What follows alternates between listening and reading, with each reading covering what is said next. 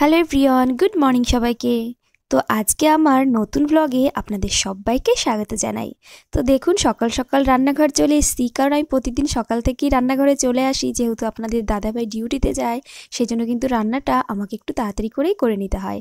আর এই শীতের সকালে কাঠের উনুনে রান্না, এটা কিন্তু দারুণ লাগে। আমি ইচ্ছা করেই কিন্তু কাঠের উনুনটা জ্বালাই, যাতে বসে বসে রান্না করতে পারি, আর আগুনের পাশে রান্না করতে কিন্তু দারুণ লাগে। তো গ্যাসে তো সবসময় রান্না হচ্ছে, কিন্তু মাঝে মাঝে এই কাঠের উনুনটা জ্বালালে না বেশ ভালো লাগে। তো দেখুন আজকে আমি রান্না করছি সয়াবিন, কারণ আজ ছিল শনিবার। তো এটা হচ্ছে শনিবার দিনকার ভিডিও। তো আমি ছাড়তে একটু লেট হয়ে গেল। তো যাই হোক, আজকে আমি ছাড়ছি ভিডিওটা। তো এখানে শনিবারে আমার সকালে ছিল সয়াবিন রান্না করেছিলাম। শনিবার আমরা নিরামিষ খাই, তো সেই জন্য সয়াবিনটা করে নিয়েছি। তো সয়াবিন দেখতেই পারলেন যে খুব বড় বড় সাইজের সয়াবিন, কারণ এই সয়াবিনটা না দারুণ টেস্ট লাগে। আর আগে এই সয়াবিনটা পাওয়া যেত না, কিন্তু ইদানিং দেখছি বেশ পাওয়া যায়। আর এই সয়াবিনটা খেতেও কিন্তু দারুণ লাগে। তো সমস্ত নিরামিষ মশলাপাতি কষিয়ে নিয়ে তারপরে এই যে সয়াবিনটা দিয়ে দিয়েছি। আর সয়াবিনটা না আগে একটু গরম জলে ভিজিয়ে রেখেছিলাম, আর তারপর গিয়ে ভেজে নিয়েছি।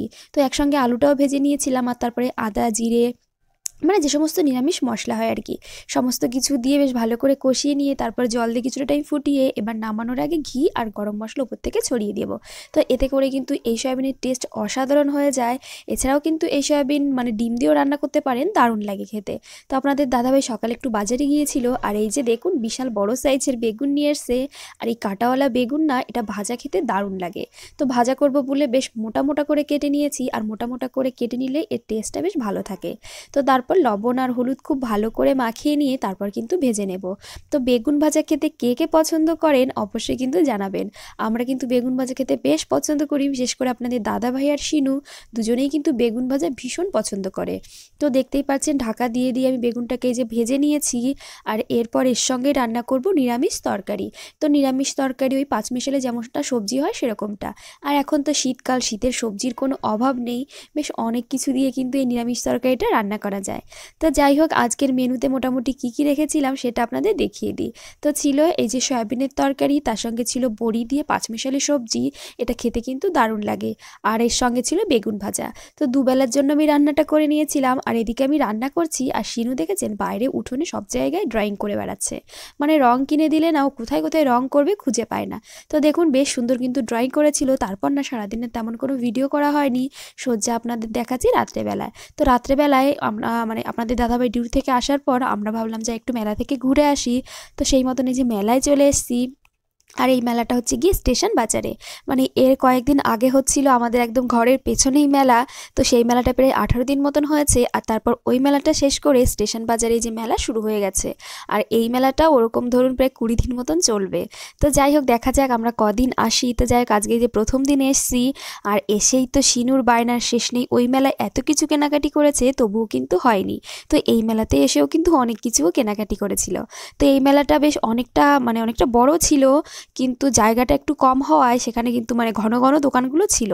এর আগে আমাদের ঘরের পেছনে যে মেলাটা হয়েছিল, ওই ঘরের পাশে সেই মেলাটাতে কিন্তু অনেকটা বড় মাঠ ছিল। সেই জন্য অতটা ভিড় হয়নি কি অতটা ঘিজিমিজি হয়নি। আর এখানে দেখতে পাচ্ছেন একটা সরু গলি, আর সাইড দিয়ে কিন্তু দু সাইডে দোকান। এই মেলাটা সব দিনই একটু ভিড়টাও বেশি হয়। আর যেহেতু জায়গাটা একটু কম, সেই জন্য একটু প্রবলেমও হয়। তো যাই হোক, আমরা এসছি যখন একটু ঠেলাঠেলি করে দোকানপাট একটু দেখছিলাম, তেমন কিছু কেনাকাটা ছিল না, যেহেতু ওখান থেকে আমি বেশ কিছু জিনিস কিনে নিয়েছি। তো এখানে জাস্ট একটু ঘুরতেই আসা। তো দেখুন এই যে কানের দুল টুল বেশ অনেক ছিল, বেশ সুন্দর সুন্দর জিনিস ছিল। আর তারপর সমস্ত ধরনের নাগরদোল্লাও কিন্তু এখানে ছিল, যেমন ব্রেক ড্যান্স, বড় নাগরদোল্লা, ড্র্যাগন, আর বাচ্চাদের জাম্পিং, তারপরে মিকি মাউস, আরও বেশ অনেক কিছু ছিল, নৌকা ফৌকা, বেশ অনেক কিছু। তো দেখুন সব জায়গায় ঘুরে ঘুরে দেখছিলাম। আর শিনুর আবদারে আমরা কিন্তু ড্রাগনে উঠে পড়েছিলাম। শিনু না ড্রাগনে উঠতে বেশ পছন্দ করে, তো ড্রাগনে আমরা উঠেছিলাম। তো তারপর এই যে আমি এদিকে চলে এসেছি, এসে সমস্ত হাঁড়ি খড়াইগুলো এসব দেখছিলাম, কারণ মেয়েদের তো এইসব জিনিস বেশ ভালো লাগে। বিয়ের পর বিশেষ করে, বিয়ের আগে কিন্তু সাজগোজের জিনিস এই দোকানগুলো নয় মেয়েরা বেশি ঘোরাফেরা করে, কিন্তু বিয়ের পর এই সংসারের জিনিসপত্রের দিকেই কিন্তু বেশি ঝোঁক থাকে। তো কার কেমন জানি না, আমার কিন্তু সংসারের জিনিসপত্র কিনতে বেশ ভালো লাগে। আর এই যে ঠাকুরের মূর্তির একটা দোকানে এসেছি, এখানে এই লক্ষ্মী প্রতিমাটা যে এতটা সুন্দর লাগছিল কি আর বলবো। আমার যখন একটা সুন্দর লক্ষ্মী ঠাকুরের আসন হবে, তখন কিন্তু একটা লক্ষ্মী প্রতিমার এরকম একটা মূর্তি আমার নেওয়ার ইচ্ছা আছে। তো যাই হোক, এখানে ফাংশন হচ্ছিল, ওই মেলাতে হয়েছিল। আর এখানে কিন্তু ভীষণ সুন্দর সুন্দর মানে গান নাচ সব কিছু হয়, অনেক দিন ধরেই হয়। আর বিশেষ বিশেষ প্রোগ্রামও হয় এখানে। তো সেগুলো না ওদিকে হচ্ছিল, ওদিকে আর দাঁড়ালাম না, যেহেতু আমরা মানে বাড়ি চলে যাব তাড়াতাড়ি। তো তারপর এই যে এখান থেকে আমি কিছু গাছ নিয়েছি, কারণ এগুলো না মানে ঘরে একটু সাজিয়ে রাখতে বেশ ভালো লাগবে। তো তারপর শিনুকে খাওয়ানোর জন্য চলে এসেছি। এই যে চিকেনের মানে এখান থেকে শিনু একটা চিকেন ললিপপ নিয়েছিল। এখানে অনেক কিছুই ছিল, তো মেলার জিনিস না অতটা খেতে আমাদের ভালো লাগে না, তো যাই হোক আমরা খাইনি। তো শিনু নিয়েছিল একটা চিকেন ললিপপ। আর তারপর আমরা চলে এসেছি জিলাপির দোকানে। একদম গরম গরম জিলাপি ভাজা হচ্ছে, আর সেখান থেকেই কিন্তু আমরা বেশ কিছুটা জিলাপি নিয়ে বাড়িতে চলে এসেছি। তো জিলাপি খেতে আমার খুব একটা ভালো লাগে না, কিন্তু আপনাদের দাদাভাই একটু খায়, আর শিনু বিশেষ পছন্দ করে। শিনুর খুব ভালো লাগে এই জিলাপি খেতে। তো এখানে দু রকমের জিলাপি ছিল। এই যে সামনে দেখতে পাচ্ছেন, এটা হচ্ছে নলিন গুড়ের জিলাপি, আর তার পাশে নর্মালি চিনির জিলাপি। তো এই খেজুরের গুড়ের মানে দুটোর দামই সমান ছিল, যেটাই নেওয়া যাবে। তো তারপর আপনাদের দাদাভাই এখান থেকে নিয়ে নিল বাদাম ভাজা, কারণ বাদাম ভাজা খেতে কিন্তু আপনাদের দাদাভাই বেশ পছন্দ করে। তো তারপর বাইরে বেরিয়ে আমি এই যে খেয়ে নিচ্ছি একটু ফুচকা, কারণ ফুচকা তো মেলায় গেলে একটু মানে আমি খুব একটা ফুচকা খেতে পছন্দ করি না, কিন্তু জাস্ট একবার একটু খেলাম। তো ফুচকাটা একটুও ভালো ছিল না, সত্যি মেলার খাবার একটুও ভালো লাগে না, ফুচকাটা একদমই বাজে ছিল।